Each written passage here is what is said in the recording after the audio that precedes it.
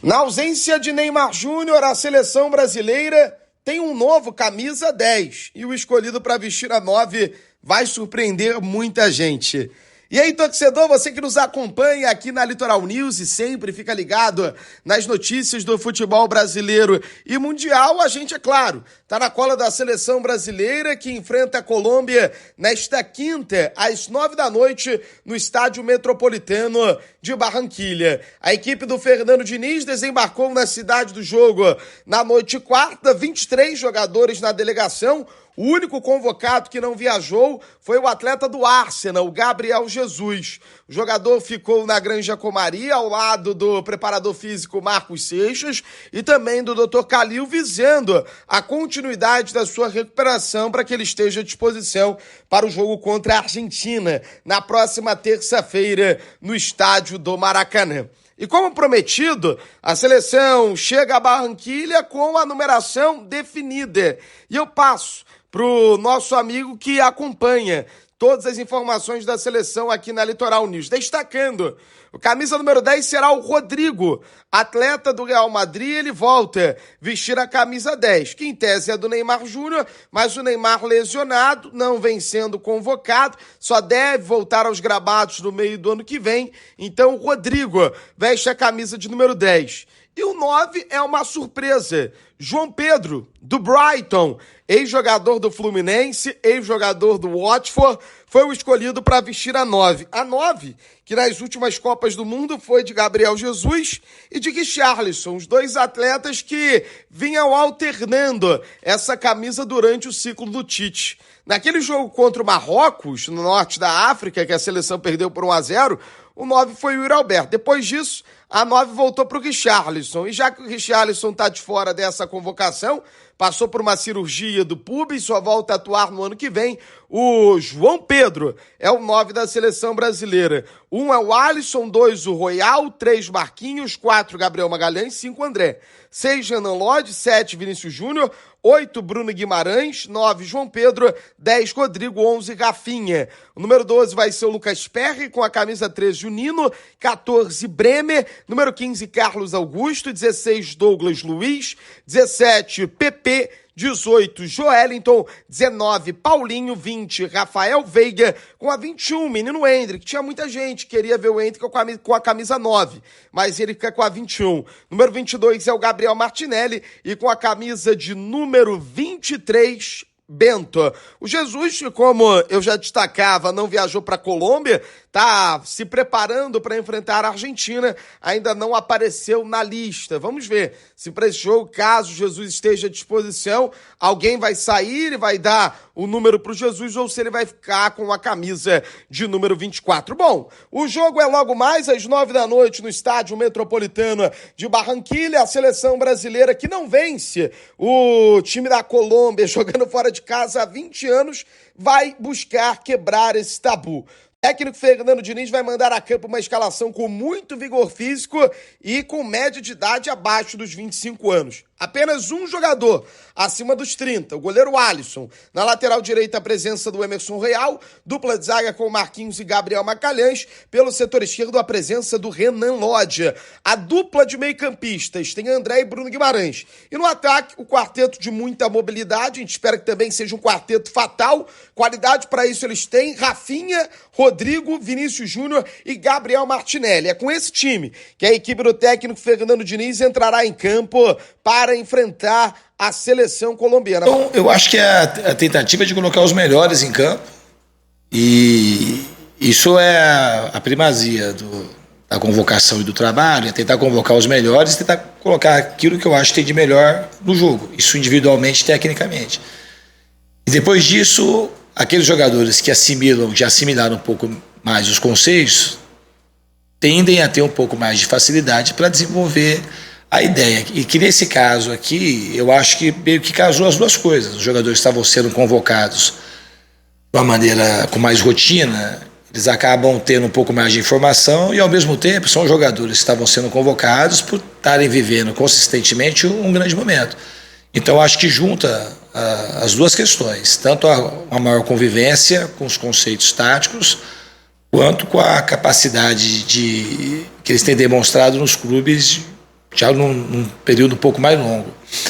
E os jogadores que estão chegando, obviamente, que você tendo um corpo de jogadores que entendem mais os conceitos, eles vão acabando passando para os jogadores que estão chegando, além dos vídeos e das conversas pontuais que eles têm comigo.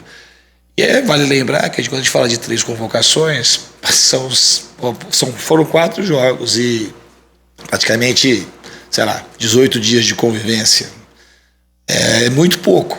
Então não é uma coisa, não tem escala aí, não tem um volume grande, mas existe uma tendência gradual da gente ir adquirindo cada vez mais conteúdo tático e disseminar isso entre os jogadores, mas é uma coisa que conforme o tempo vai passando, a tendência é de evolução. Lembrar que o Alisson volta a ser titular da seleção brasileira quase um ano depois do último jogo dele com a pentacampeã mundial. O torcedor lembra bem, estádio Education City, no Catar.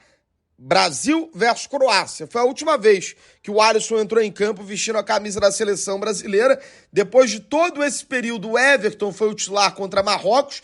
Nos outros jogos, na sequência, tanto sob o comando do Ramon contra Guiné e Senegal e sob o comando do técnico Fernando Diniz das eliminatórias, o titular vinha sendo o Ederson. O Ederson, que ficou de fora da seleção por conta de um trauma no pé esquerdo, sofrido na partida do City contra a equipe do Chelsea, um 4-4 no último domingo, pela Premier League. O Ederson estava na lista, foi cortado, o Bento foi chamado às pressas e o Alisson será titular um ano depois. O Emerson Royal também volta a ganhar uma oportunidade como titular da seleção brasileira. A dupla de zaga está mantida, é a dupla base do técnico Fernando Diniz. Ele vem para mais um jogo repetindo essa escalação. A lateral esquerda, ele teve várias trocas ao longo da última data FIFA. Jogou com Carlos Augusto, jogou com Guilherme Arana, mas na primeira data FIFA o titular tinha sido o Renan Lodge, ele volta a ocupar a posição. No meio de campo, Casimiro lesionado, dá vaga para o André. O Casimiro nem viajou para a Granja Comari, ficou em Manchester seguindo o tratamento, visando a sua recuperação. E ao lado do André, o Bruno Guimarães, que é o titular da posição. E aí alguns nomes desse quarteto ofensivo foram titulares em praticamente todos os jogos em que tiveram à disposição. O Rodrigo é um deles. O Vinícius, que está na sua segunda data FIFA, foi titular contra a equipe do Uruguai e contra a Venezuela. O Gabriel Martinelli, que entrou muito bem contra o Peru, lá na primeira data FIFA do Diniz, está de volta à seleção. E o Garfinha, que foi titular também na primeira data FIFA, de volta à seleção brasileira. Então esse é o time que o técnico Fernando Diniz mandará a campo. O time colombiano é um time muito perigoso. E o Brasil não espere aquela carne assada. É uma equipe que vem evoluindo demais. O time da Colômbia, jogar em Barranquilla é sempre difícil, porque além do calor, a umidade é muito alta, o que aumenta a sensação térmica, e o jogo é sempre muito desgastante, é sempre um jogo extremamente físico da equipe colombiana. Só a Colômbia é um time que uma seleção que nos últimos 20, 30 anos ganhou muita projeção no cenário mundial, se tornou um dos rivais mais difíceis aqui na América do Sul. É um time muito bem treinado, a gente acompanhou, tem pontuado bem nas eliminatórias e jogado jogos com muita competitividade. Jogar em Barranquilla é sempre difícil, muito calor, um apoio maciço da torcida, muitos bons jogadores. Então a gente estudou bastante a Colômbia, a gente sabe das dificuldades, mas a equipe está muito bem preparada. E a preparação aqui, ela está sendo ótima, todo mundo, os jogadores entendendo muito aquilo que a gente quer. É a terceira convocação, então vai acumulando conhecimentos táticos daquilo que a gente pretende passar para eles, e também as conexões humanas, elas vão ficando cada vez com mais profundidade. O time que enfrenta o Brasil hoje deve ter no gol o Vargas, a linha defensiva com Munhoz, Carlos Cuesta, Davinson Sanchez e David Machado, o meio de campo com Lerma, Matheus Uribe, Castanho e Rames Rodrigues, jogador de São Paulo, experientíssimo, o ataque com Luiz Dias, jogador do Liverpool, E o Borré, que foi campeão da Libertadores da América com a equipe do River Plate no ano de 2018. Então, é uma trinca ofensiva. E se a gente for pegar o Matheus Uribe aí para juntar nesse quarteto, um quarteto muito técnico. Matheus Uribe, Rames Rodrigues, Borré e Luiz Dias. E a seleção vai ter esse desafio: buscar voltar a vencer a Colômbia jogando fora de casa. A última vitória da nossa equipe contra a Colômbia no território do time adversário foi no dia 7 de setembro de 2003. O Ronaldo abriu o placar, o Ángel da Colômbia empatou e o Kaká garantiu a vitória para a seleção brasileira por 2-1. Era um time ainda que tinha a estrutura da seleção que foi pentacampeã mundial no Japão e na Coreia do Sul no ano anterior. O jogo dessa quinta ele vai ser o 10º confronto entre Brasil e Colômbia em território colombiano. O Brasil venceu 2 vezes apenas, uma nessa de 2003 e a outra nas eliminatórias para a Copa de 70, em 1969, quando o Brasil venceu por 2-0 com 2 gols do Tostão. Foram 6 empates, mas apenas uma vitória da seleção colombiana. Em 1985, o Vítor Lugo Ortiz fez o gol do 1-0 em um amistoso que o Brasil era comandado pelo Evaristo de Macedo, e aí, ainda em 85, o Bebeto e o Branco, que foram campeões mundiais no ano de 1994, entraram em campo e foram alguns dos protagonistas da seleção naquela partida. Retrospecto total da seleção brasileira enfrentando a Colômbia: 35 jogos, 21 vitórias do Brasil, 11 empates, 3 vitórias da Colômbia, 67 gols marcados pela nossa seleção e apenas 18 gols sofridos. Em jogos pelas eliminatórias, os colombianos nunca venceram o Brasil e tomara que dessa vez não seja diferente, até porque a seleção está precisando voltar a vencer. Na última data FIFA, apenas 1 pontinho somado contra a Venezuela, dentro de casa, e uma derrota para a seleção uruguaia. A Argentina lidera a caminhada para a Copa do Mundo de 26, é a primeira colocada da tabela, 12 pontos. O Uruguai vem na sequência com 7 pontos, mesma pontuação do Brasil, terceiro, Venezuela, quarta. Fechando o ranking de classificados para o Mundial, Colômbia na quinta colocação, com 6 pontos. É importante. Se a Colômbia vence o Brasil, ultrapassa a seleção na tabela. O Equador em sexto com 4 pontos. Na vaga para o play-off, o Uruguai é o 7º com 4. O Chile, no momento, está ficando de fora da Copa, na 8ª colocação com 4 pontos.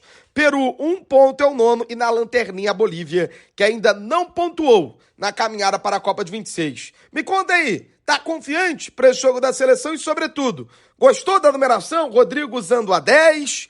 João Pedro usando a 9, o técnico Fernando Diniz vai buscar voltar a vencer hoje, enfrentando a equipe da Colômbia no Estádio Metropolitano de Barranquilla. E, aliás, você acompanha a transmissão ao vivo desse jogão aqui no canal da Litoral News. Conto com o seu like, conto com a sua inscrição, vamos juntos na cola da seleção brasileira.